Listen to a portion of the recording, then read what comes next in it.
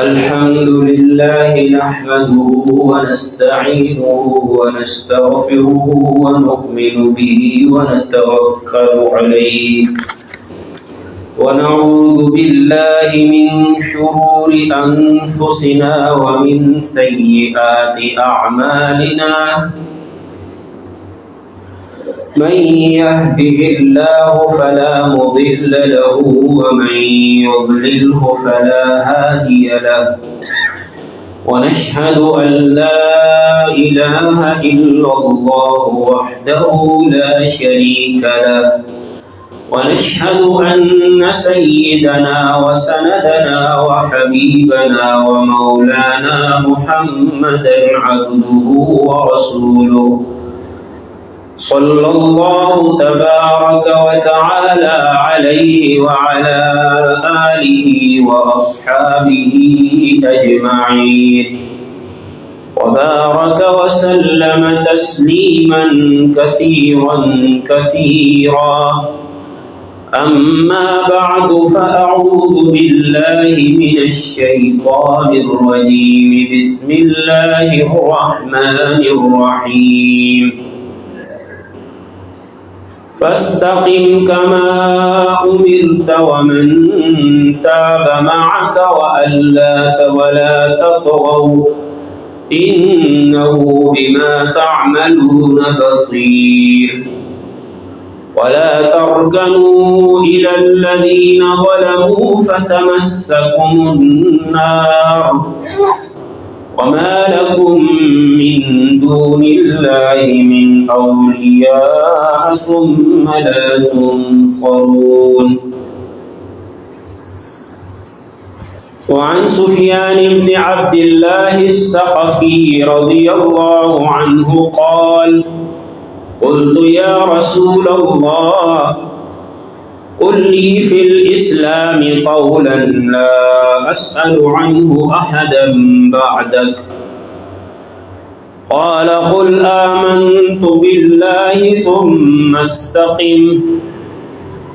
وقال أصحاب رسول الله صلى الله عليه وسلم له: قد أسرع إليك الشيب يا رسول الله.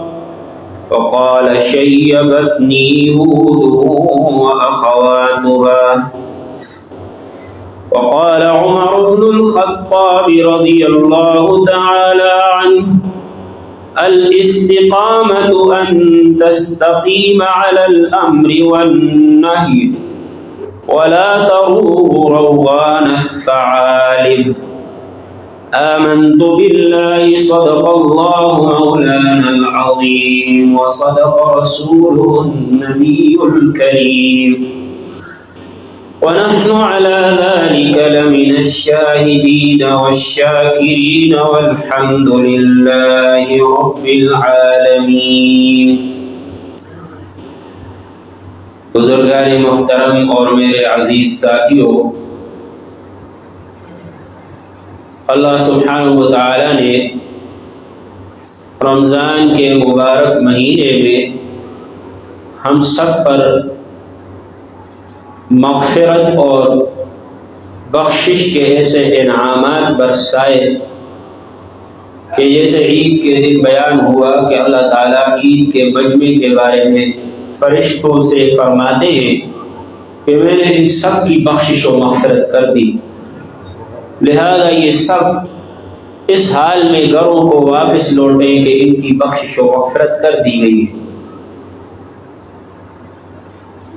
तो इंसान रमज़ान के महीने में इबादत अदा करते करते फिर आखिर में ईद के दिन अल्लाह की तरफ से बख्शिश व मग़फ़िरत का इंसान के ऊपर जो फजल करम होता है उसकी वजह से गुनाहों से पाक साफ हो जाता है, धुल जाता है। और आपको मालूम है कि जब कोई कपड़ा सफ़ेद हो तो उस सफ़ेद कपड़े की ज़्यादा हिफाजत की जाती है कि कहीं उसके ऊपर दाग धब्बा न लग जाए, क्योंकि सफ़ेद कपड़े पर दाग धब्बा बहुत ज़्यादा बदनुमा मालूम होता है। अगर किसी कपड़े पर पहले से दाग धब्बे हों तो उस पर अगर एक और धब्बा भी लग जाए تو اس کی پرواہ نہیں کی جاتی، لیکن صاف کپڑا ہے، سفید کپڑا ہے، اس کو بچایا جاتا ہے۔ اسی طرح ہمارا دل اللہ تعالیٰ کے کرم اور فضل کی وجہ سے گناہوں سے پاک ہو گیا، صاف ہو گیا۔ اب اس کو آئندہ رمضان کے بعد، عید کے موقع پر، عید کے بعد گناہوں سے بچانے کی پہلے سے زیادہ ضرورت ہے، اہتمام کی ضرورت ہے۔ ایسے ہی اللہ تعالیٰ نے روزوں کا مقصد یہ بیان کیا ہے تاکہ تمہیں تقوی حاصل ہو جائے۔ تو ہر انسان، ہر مسلمان کو روزوں کے مہینے میں، رمضان کے مہینے میں کسی نہ کسی درجہ میں تقوی میں ترقی ضرور ملتی ہے۔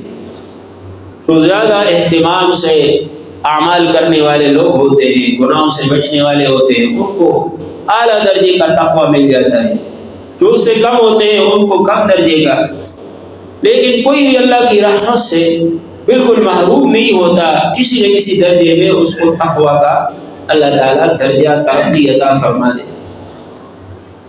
اب یہ تقوی جو اللہ نے ہمیں دیا ہے، دل کا نور ہے، دل کی کیفیت ہے، اس کو ہم اگر ضائع کر دیں، پھر گناہوں کے دلدل میں پھنس جائیں، پھر اسی طرح اسی ڈگر پر چلنے لگے جیسے پہلے چل رہے تھے، تو یہ بہت بڑی محرومی، بدقسمتی کی بات ہوتی ہے۔ اس لیے اب ضرورت اس امر کی ہے کہ ہم نے جو رمضان میں اپنی گاڑی کو پٹڑی کے اوپر چلا دیا تھا، اب آگے اسی پٹڑی پر اس کو اہتمام کے ساتھ اور دھیان کے ساتھ چلاتے رہے۔ اگر کوئی آدمی گاڑی کو روڈ کے اوپر لے آئے، پٹڑی پر لے آئے، اور پھر کچھ دیر کے لیے، ایک مہینے کے لیے چلاتا رہے، پھر اس کو پٹڑی سے نیچے اتار دے، تو وہ منزل مقصود تک نہیں پہنچ سکے گا۔ تو دین اسلام صرف رمضان میں عمل کرنے کے لیے نہیں آیا کہ ہم صرف رمضان میں اس پر عمل کریں۔ بہت سے لوگوں کے خیال اس لحاظ سے غلطی پر ہے کہ وہ صرف رمضان میں 5 وقت کی نماز کی پابندی کرتے ہیں، رمضان گیا تو نمازوں کی پابندی گئی۔ صرف رمضان میں گناہوں سے بچنے کا اہتمام کرتے ہیں اور یہ سمجھتے ہیں کہ رمضان ہے لہذا اب ہم فلم نہ دیکھیں، رمضان ہے لہذا اب ہم جھوٹ نہ بولیں، رمضان ہے لہذا اب ہم کسی کو دھوکہ نہ دیں۔ رمضان گیا تو ان کا یہ عمل بھی ساتھ چلتا چلا گیا، یہ سمجھتے ہیں کہ بس رمضان گیا تو اب ہماری بندی ہے، اب کیا ضرورت ہے، جھوٹ بھی بولے، دھوکہ بھی دے، غیبت بھی کرے اور بدنگاہی بھی کرے، بد کلامی بھی کرے۔ تو یہ بہت ہی غلط اور گمراہ کن ذہنیت ہے۔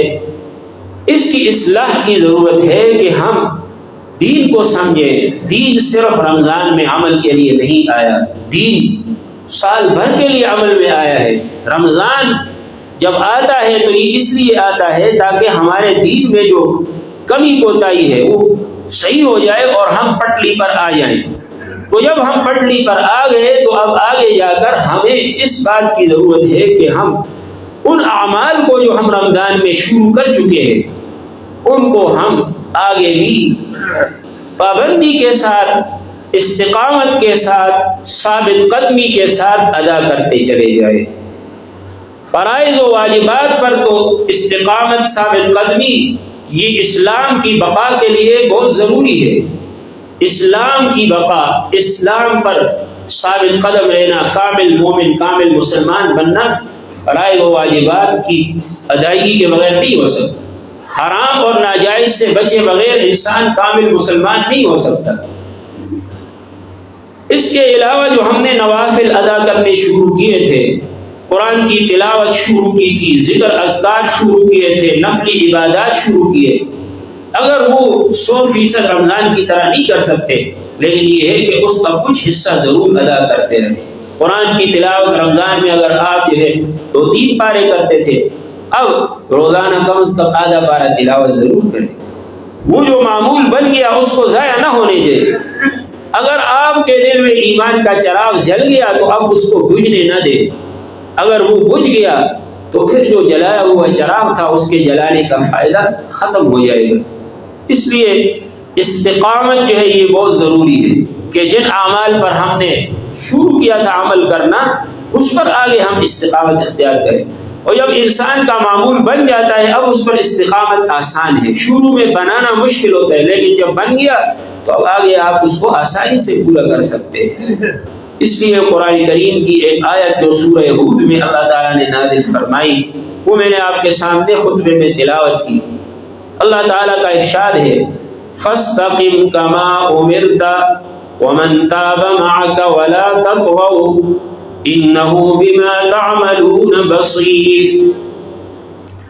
اے نبی آپ دین کے اوپر بالکل سیدھے رہیں, ثابت قدم رہیں, ڈٹے رہیں. کما امرتا جیسے کہ آپ کو حکم دیا گیا. وَمَنْ تَابَ مَعَكَ اور وہ لوگ بھی دین پر ڈٹے رہے, ثابت قدم رہے جنہوں نے دین کی اتباع کی آپ کے ساتھ, جنہوں نے توبہ کی کفر سے شرک سے آپ کے ساتھ, وہ بھی دین پر استقامت اختیار کریں. وَلَا تَطْغَوْا اور تم حد سے تجاوز مت کرو, دین سے ادھر ادھر میلان جھکاؤ اختیار مت کرو. اِنَّهُ بِمَا تَعْمَلُونَ بَصِيرٌ بے شک اللہ تعالیٰ تمہارے اعمال کو دیکھ رہے ہیں جو تم کر رہے ہو. تو یہ جو قرآن کی آیت ہے یہ اہم ترین آیت ہے. علماء نے فرمایا کہ یہ قرآن کریم کی ایسی آیت ہے جو جوامع الکلم اور دین کے اندر تمام دین کے امور کو شامل ہونے والی جامع آیت ہے. اس میں جو لفظ آیا ہے فاستقم یہ استقامت سے نکلا ہے, اور استقامت کا لفظی معنی یہ ہوتا ہے کہ کسی چیز کا بالکل سیدھا کھڑا ہونا, کہ اس میں دائیں بائیں بالکل جھکاؤ نہ ہو, ذرہ برابر دائیں بائیں مائل نہ ہو. اور اس طرح کا سیدھا کھڑا ہونا ایک بے جان چیز کے لیے تو آسان ہوتا ہے. جیسے کوئی انجینئر ہے, وہ ماہر انجینئر کسی بے حرکت بے جان چیز کو بالکل سیدھا کھڑا کر دے کہ اس کا ایک طرف سے بھی زاویہ قائمہ ہو دوسری طرف سے بھی زاویہ قائمہ ہو, اس کو آلے کے ساتھ کھڑا کر دے, تو یہ تو بالکل سیدھا کھڑا ہونا آسان ہوتا ہے. لیکن ایک متحرک چیز ہے, حرکت والی ہے, اس کا بالکل سیدھا کسی چیز کے اوپر قائم ہو جانا کہ بالکل سیدھا اسی پر چلتا چلا جائے, تو یہ اتنا آسان کام نہیں ہے, بلکہ یہ کافی حد تک مشکل ہے, اہتمام کی ضرورت ہے. اس لیے اللہ تعالیٰ نے اپنے نبی صلی اللہ علیہ وسلم کو اور امت کو حکم دیا کہ اللہ نے جیسے حکم دیا ہے دین اسلام کے بارے میں, اس کے عقائد کے بارے میں, اس کے اعمال کے بارے میں, اس کی عبادات کے بارے میں اور معاملات معاشرت اور اخلاق کے بارے میں جیسے حکم دیا گیا ہے اس کے اوپر بالکل سیدھے قائم ہو جاؤ. اور یہاں مرادی معنی یہ ہے کہ اللہ تبارک و تعالیٰ کے جتنے احکام دین میں ہیں, چاہے وہ عقائد سے متعلق ہو, چاہے عبادات معاملات سے متعلق ہو, اس کے اوپر ایسے سیدھا عمل کرنا کہ اللہ کی قائم کردہ حدود کے اندر اندر ہی انسان زندگی گزارے, اس سے ذرا برابر دائیں بائیں نہ جھکے, مائل نہ ہو. اسے کہا جاتا ہے یہ استقامت ہے, یہ دین کے اندر استقامت کہلاتی ہے. اس لیے اگر انسان عقائد میں ذرہ برابر دائیں بائیں مائل ہوگا, کمی زیادتی کرے گا, تو وہ بدعات کی طرف نکل جائے گا اور آگے جا کر کفر شرک پہ مبتلا ہو جاتا ہے. اللہ سبحانہ و تعالیٰ کے بارے میں عقیدہ ہے کہ اللہ تعالیٰ وحدہ لا شریک ہے, ایک ہے, نہ تو اللہ کی ذات میں کوئی شریک ہے, نہ اللہ کی صفات میں کوئی شریک ہے, نہ اللہ تعالیٰ نے اپنے اختیارات کسی کو ایسے سپرد کیے ہیں کہ خود معطل ہو کر بیٹھ جائیں اور اپنے اختیارات کسی کو دے دیں. نہ اللہ تعالیٰ کسی مخلوق کی طرح ہے, مشابہ نہیں ہے کسی مخلوق کے, لیس کمثلہ شیء, اللہ کسی مخلوق کی طرح نہیں ہے. اللہ کی ذات بھی ہمیشہ ہمیشہ سے ہے, ہمیشہ رہے گی. اللہ کی صفات بھی ہمیشہ سے ہے, ہمیشہ ہمیشہ رہیں گی. اللہ تعالیٰ کائنات کو پیدا کرنے میں بھی کسی کا محتاج نہیں تھا, کائنات کو چلانے میں بھی کسی کا محتاج نہیں ہے. یہ وہ عقیدہ ہے جو قرآن ہمیں بار بار سمجھاتا ہے، اور رسول اللہ صلی اللہ علیہ وسلم نے صحابہ کے ذہن میں اس کو ڈال دی اور ان کے دل کے اندر پیوست کر دی۔ تو اس میں اگر ذرہ برابر ادھر ادھر جھکاؤ ہوگا، کمی زیادتی کی جائے گی، تو انسان جو ہے وہ آہستہ آہستہ کفر اور شرک کی طرف چلا جاتا ہے۔ بعض فرقوں نے یہ کہا کہ اللہ تعالیٰ نے تو اپنے اختیارات عقول عشرہ کو دے دیے یا کسی مخلوق کو دے دیے، اب اللہ تعالیٰ ویسے بیٹھے ہیں، کوئی اختیار نہیں چلا رہے، بلکہ وہ آگے جو ان کے آگے جو ہے مخلوقات ہیں وہ چلا رہے ہیں، معاذ اللہ۔ معطلہ اس فرقوں پہ کہتے ہیں، معطلہ۔ اور بعضوں نے کہا کہ اللہ بھی جسم رکھتے ہیں جیسے مخلوق کا جسم ہے، مشبہہ اس کو کہتے ہیں۔ بعضوں نے اللہ کے ساتھ شریک بنا لیے اور کہا کہ اللہ دو ہیں۔ بعضوں نے اللہ تعالیٰ کی اولاد بنا لی کہ اللہ تعالیٰ کی اولاد بھی ہے، فرشتے ان کی بیٹیاں ہیں، انبیاء ان کی بیٹے ہیں۔ تو یہ جتنے بھی آگے عقائد میں گمراہیاں پھیلی ہیں، یہ سب استقامت سے ہٹنے کی وجہ سے۔ استقامت سے جتنا آدمی ہٹے گا گمراہی میں پڑے گا۔ اسی طرح انبیاء کرام کی محبت و عظمت میں استقامت سے ہٹے گا تو گمراہی میں پھیلے جائے گا۔ انبیاء کی عظمت و محبت میں اگر کمی کرے گا، ان کی توہین تنقیص کرے گا معاذ اللہ، تو وہ بھی ایمان سے ہاتھ دھو بیٹھے گا۔ اور انبیاء کی عظمت میں اگر غلو کرے گا اور ان کو اللہ کے ساتھ برابر کر دے، اللہ کا بیٹا بنا لے، تو وہ بھی گمراہی میں چلا گیا۔ کیونکہ کما امرتا، جی اللہ نے فرمایا جیسے آپ کو حکم دیا گیا وحی کے ذریعے، اس پر آپ استقامت اختیار کریں، تو کما امرتا سے آگے چلا گیا یا پیچھے ہٹ گیا، اس سے دائیں بائیں ہوگا، تو ایسی صورت میں گمراہی میں چلتا چلا جائے۔ اعمال میں بھی یہی حال ہے کہ اگر 5 وقت کی نماز فرض ہے، کوئی آدمی کہے کہ میں تو صرف 2 وقت کی پڑھوں گا۔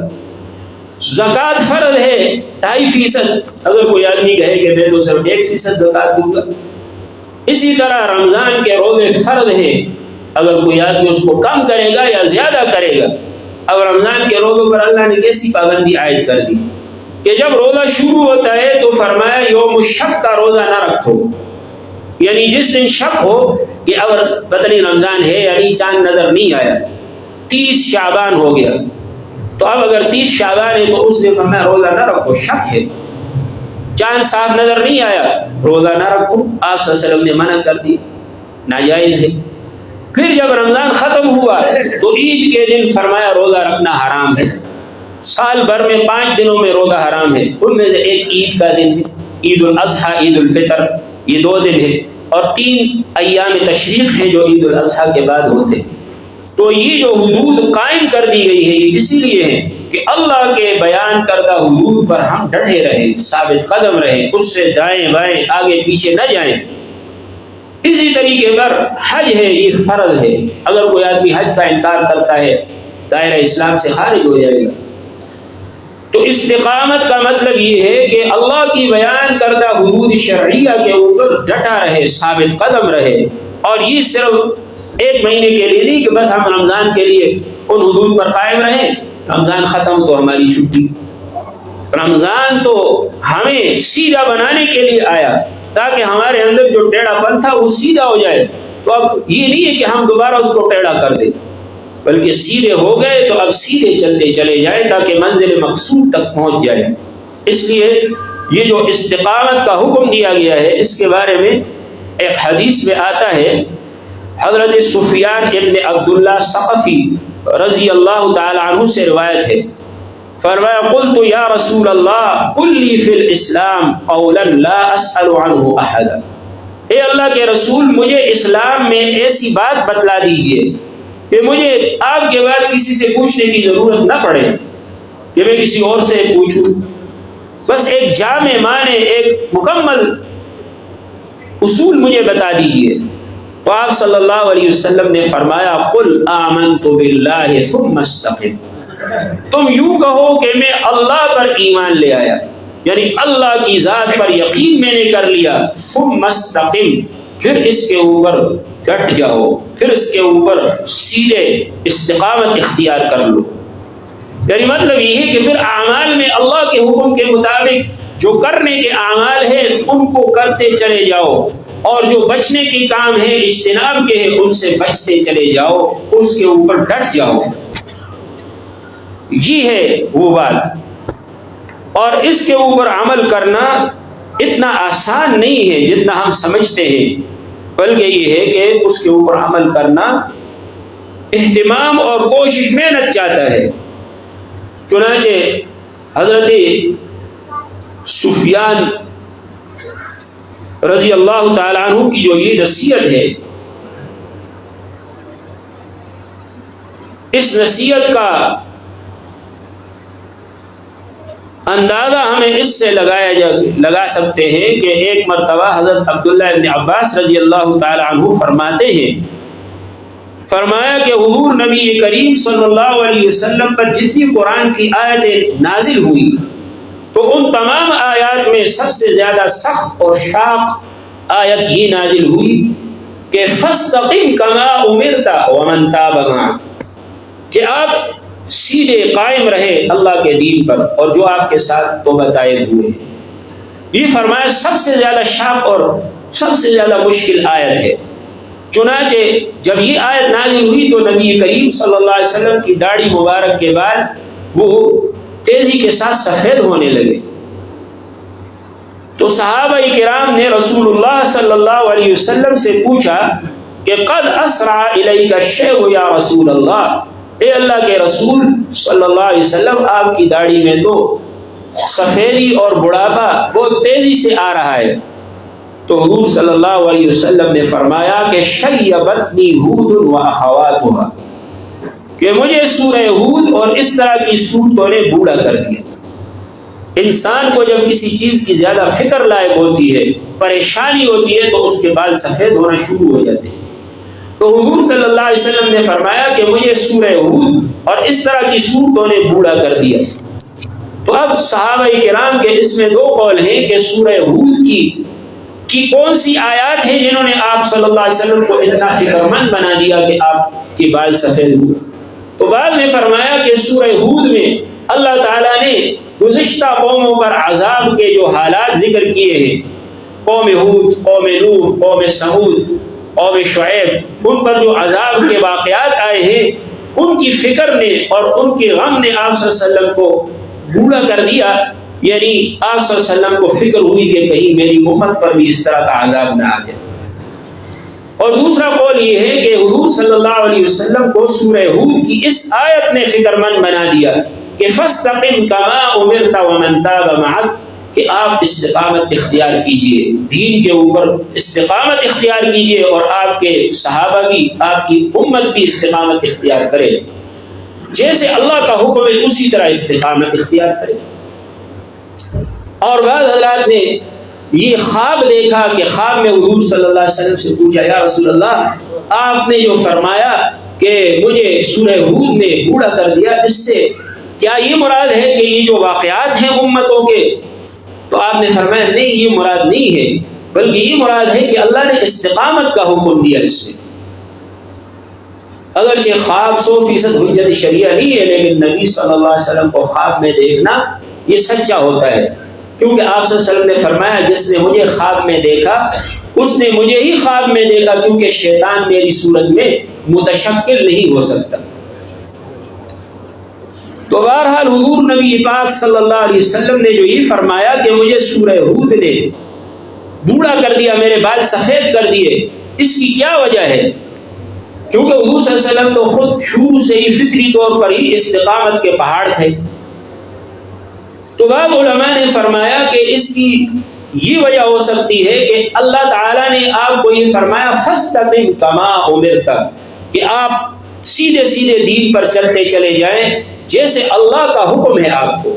تو اگرچہ آپ کی طبیعت اور فطرت یہی تھی کہ آپ دین پر ہی شروع سے قائم تھے، لیکن چونکہ یہاں یہ حکم ہے جیسے اللہ کا حکم ہے، اس وجہ سے رسول اللہ صلی اللہ علیہ وسلم کو فکر لائق تھی کہ پتہ نہیں اللہ کو جو مطلوب استقامت ہے تو میں اس کو پورا 100% ادا کر رہا ہوں یا نہیں کر رہا۔ انبیاء پر اللہ کے خوف کا بہت غلبہ ہوتا ہے، اور ان کے دل میں اللہ کے خوف کی حالت ہم سے کہیں زیادہ ہوتی ہے، اس لیے آپ اس فکر میں رہے کہ میں تو اللہ کے دین پر عمل کر رہا ہوں، لیکن پتہ نہیں اللہ کو مطلوب کون سا درجہ ہے۔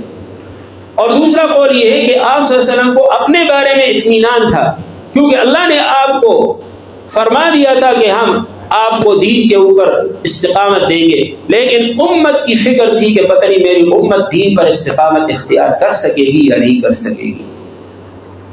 چنانچہ امام رازی رحمۃ اللہ علیہ فرماتے ہیں کہ استقامت کا جو حکم دیا گیا اور دین کے اوپر استقامت اختیار کرنا، یعنی بالکل سوتر بسوتر 100% اللہ کے حکموں کے اوپر اس طرح عمل کرنا جیسے اللہ کا حکم ہے، اور اللہ نے جن چیزوں کو منع کیا، اللہ نے جن چیزوں کو حرام ناجائز قرار دیا، ان سے 100% بچتے رہنا۔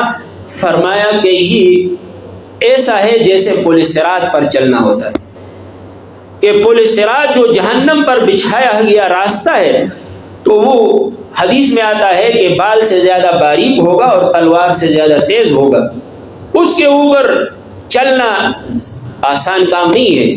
تو جس طرح پل صراط کے اوپر چلنا فرمایا ہے، اسی طرح استقامت دین پر 100% اختیار کرنا ایسا ہی ہے۔ اس لیے حدیث میں آتا ہے کہ حضور صلی اللہ علیہ وسلم نے فرمایا کہ تم استقامت کے اوپر ڈٹے رہنے کی کوشش کرتے رہو، اپنی طرف سے کوشش کرو۔ فرمایا سددوا وقاربوا، یعنی سیدھے سیدھے اس پر رہو اور قریب قریب رہو، اپنی طرف سے کوشش کرتے رہو۔ تو اس لیے اگر ہم اپنی طرف سے کوشش کرتے رہے، کمی کوتاہی کو انشاءاللہ اللہ معاف کر دیں گے، لیکن یہ ہے کہ ہم اپنی طرف سے مکمل کوشش کریں کہ ہم جو ہے دین کے اوپر 100% چلنے کا اہتمام کریں۔ اب یہ جو فرمایا کہ فاستقم کما امرت ومن تاب معک، فرمایا کہ تم اور آپ کے ساتھ جتنے بھی صحابہ ہیں، آپ اور آپ کے صحابہ دین پر استقامت اختیار کریں۔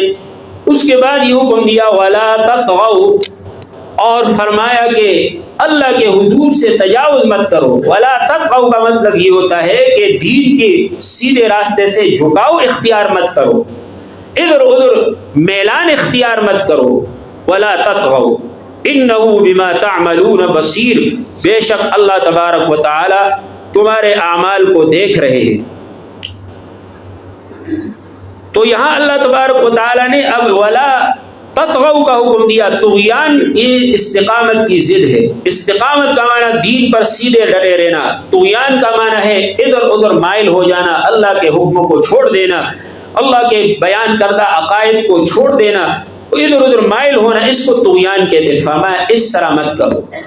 اب استقامت اختیار کرنے کے لیے کچھ ہدایات ہیں، ان میں سے ایک ہدایت یہ ہے کہ اللہ کی بیان کردہ جو حدود ہیں، احکام ہیں، ان سے ادھر ادھر مائل مت ہو۔ اور اس کی مثال یہ ہے کہ حضرت عمر ابن خطاب رضی اللہ تعالیٰ عنہ فرماتے ہیں، فرمایا کہ الاستقامت، استقامت یہ ہے کہ ان تستقیم علی الامر والنہی، کہ اللہ کے احکام جو کرنے کے ہیں، امر کا معنی کرو یہ کام، نہیں کا معنی اس سے بچو، زنا سے بچو، شراب سے بچو، اور قتل سے بچو، قتل ناحق سے بچو۔ یہ جو نہ کرنے کے احکام ہیں، کرنے اور نہ کرنے کے احکام، اس پر ڈٹ جاؤ، اس پر پورے عمل کرنے والے بن جاؤ۔ اور فرمایا ولا تروغوا روغان الثعالب، لومڑی کی طرح فرار اختیار مت کرو کہ لومڑی کبھی ادھر بھاگتی ہے کبھی ادھر بھاگتی ہے۔ اس طرح مت کرو کہ اللہ کے حکموں کے اوپر تھوڑا سا عمل کر دیا پھر ادھر بھاگ گئے، پھر عمل کیا پھر بھاگ گئے۔ نہیں، سیدھے رہو، 24 گھنٹے سیدھے رہو، 12 مہینے اللہ کے حکموں پر عمل کرتے رہو۔ ایسا نہیں کہ بس رمضان میں ہم نے نمازیں شروع کی، اب جو ہے رمضان گیا تو مسجد خالی۔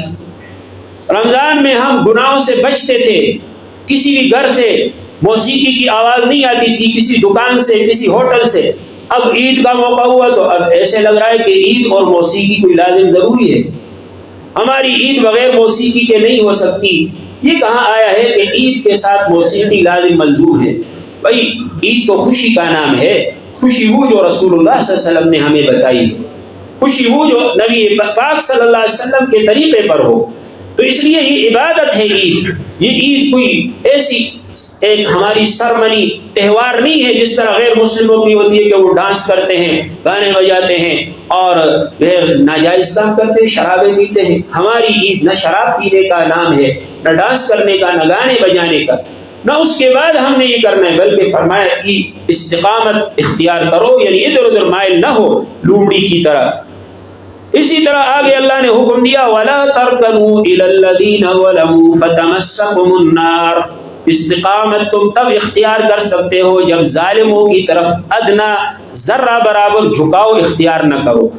وَلَا تَرْكَنُوا إِلَى الَّذِينَ ظَلَمُوا، اور تم جھکاؤ اختیار مت کرو، مائل نہ ہو ان لوگوں کی طرف کہ جو ظالم ہیں، جو ظلم کر رہے ہیں۔ فَتَمَسَّكُمُ النَّارُ، ورنہ تو تمہیں بھی جہنم کی آگ لگ جائے گی۔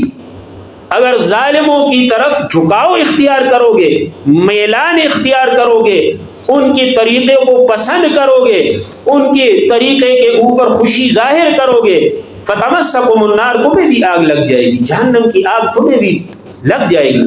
وَمَا لَكُم مِّن دُونِ اللَّهِ مِنْ أَوْلِيَاءَ، تمہارے لیے کوئی مددگار پھر کوئی نہیں ہوگا جو اللہ کے عذاب سے تمہیں بچائے۔ ثُمَّ لَا تُنصَرُونَ، پھر تمہاری مدد نہیں کی جائے گی۔ تو اب یہاں اللہ تعالیٰ نے فرمایا کہ وَلَا تَرْكَنُوا، رکون کا لفظ استعمال کیا۔ اب یہ تو سب کو معلوم ہے کہ ظلم کرنے سے دنیا اور آخرت تباہ ہوتی ہے، لیکن یہ ہمیں پتہ نہیں ہوتا کہ ظالم کی طرف اگر تھوڑا سا بھی مائل ہو اس سے بھی آخرت کا، جہنم کا عذاب آتا ہے۔ تو یہ جو ذرا سا مائل ہونا ہے، اس کا کیا مطلب؟ صحابہ اور تابعین نے اس کے مطالب بیان فرمائے۔ حضرت قتادہ فرماتے ہیں کہ ظالموں کی طرف جھکاؤ اختیار مت کرو، اس کا مطلب یہ ہے کہ ظالموں کے ساتھ دوستی مت کرو اور ان کا کہنا نہ مانو۔ حضرت ابن جریج جو تابعین میں سے، وہ فرماتے ہیں کہ ظالموں کی طرف جھکاؤ اختیار مت کرو، اس کا مطلب یہ ہے کہ ظالموں کی طرف ذرہ برابر مائل نہ ہو جاؤ۔ حضرت ابو العالیہ فرماتے ہیں کہ ان کی طرف مائل نہ ہونے کا مطلب یہ کہ ان کے اعمال اور افعال کو پسند نہ کرو۔ حضرت سدی فرماتے ہیں کہ اس کا مطلب یہ ہے کہ ظالموں سے مداہنت نہ کرو، یعنی ان کے برے اعمال اور ظلم پر خاموشی اختیار نہ کرو اور ان کے اعمال پر خوشی رضامندی کا اظہار نہ کرو۔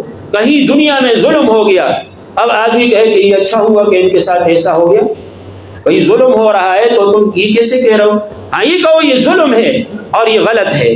اگر نہیں کہہ سکتے، ظالم کا ڈر ہے تو خاموش رہو، لیکن دل سے برا اس کو جانو۔ اسی طریقے پر حضرت اکرمہ فرماتے ہیں کہ ظالموں کی طرف مائل نہ ہونے کا مطلب یہ کہ ظالموں کی صحبت میں نہ بیٹھو، جو ظالم ہیں ان کی صحبت میں نہ بیٹھو۔ اور قاضی بیضاوی رحمۃ اللہ علیہ فرماتے ہیں کہ ظلم اور جور کی ممانعت اور حرمت کے بارے میں قرآن کی جو یہ آیت ہے، یہ سب سے زیادہ سخت آیت ہے کہ جس نے ہمیں یہ بتایا کہ ظالموں کی طرف ادنا برابر جھکاؤ اختیار نہ کرو۔ جو ظالموں کی طرف جھکے گا، فرمایا وہ استقامت سے نکل جائے گا۔ آج دیکھو کہ فلسطین میں کتنا بڑا ظلم ہو رہا ہے، کشمیر میں ظلم ہو رہا ہے، برما میں ظلم ہو رہا ہے۔ بعض لوگ جو ہے وہ اس کے بارے میں بھی یہ سمجھتے ہیں، شش و پنج میں مبتلا ہے کہ پتہ نہیں یہ جو ہے اچھا کر رہے ہوں گے۔ بھئی اچھا کیسے کر رہے ہیں؟ مسلمانوں کو، بچوں کو، عورتوں کو دھڑا دھڑ شہید کیا جا رہا ہے۔ ایک عالمی عدالت بھی کہہ چکی ہے کہ یہ ظلم ہے، تو اب ہم یہ کیسے کہہ سکتے ہیں کہ ان کے بارے میں خاموشی اختیار کرنا یا ان کے طریقے کو پسند کرنا، یہ بھی ان کی طرف مائل ہونا ہے۔ فرمایا وَلَا تَرْكَنُوا إِلَى الَّذِينَ ظَلَمُوا،